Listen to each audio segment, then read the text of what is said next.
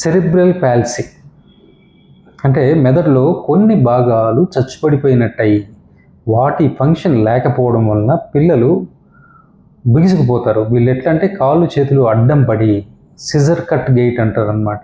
అంటే కత్తెరలాగా కాళ్ళు చేతులు అటు ఇటు అడ్డం వేసుకొని ఉంటారు. అంత బిగుసుకుపోతారు. కొంతమంది తక్కువ ఉండొచ్చు, కొంతమంది ఎక్కువ ఉండొచ్చు. కానీ బ్రెయిన్ డ్యామేజ్ని బట్టి ఇలా శరీరం బిగుసుకుపోవడం అనేది కామన్. దీంట్లో మనం చేయగలిగింది ఏంటంటే కనీసము ఆ డ్యామేజ్ అయిన బ్రెయిన్ని కొంతవరకు స్టెమ్ సెల్స్ రిపేర్ చేయడం వలన మీకు సెరిబ్రల్ పాల్సీలో నుంచి పిల్లలు కనీసము మినిమం ఫంక్షనాలిటీ అనేది వచ్చే అవకాశాలు ఉంటాయి.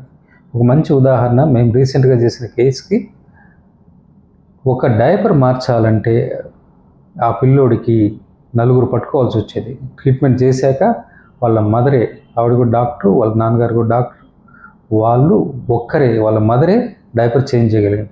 అంటే ఇలాంటి సబ్టిల్ చేంజెస్ ఎక్స్పెక్ట్ చేయొచ్చు, కానీ not beyond certain expectations. So ఇది మీరు మీ నియరెస్ట్ స్పెషలిస్ట్తో డిస్కస్ చేసి అవుట్కమ్ గురించి ఒక అండర్స్టాండింగ్ వచ్చాకే స్టెమ్ సెల్ చేసుకోండి. Hope this useful. Share it with your friends.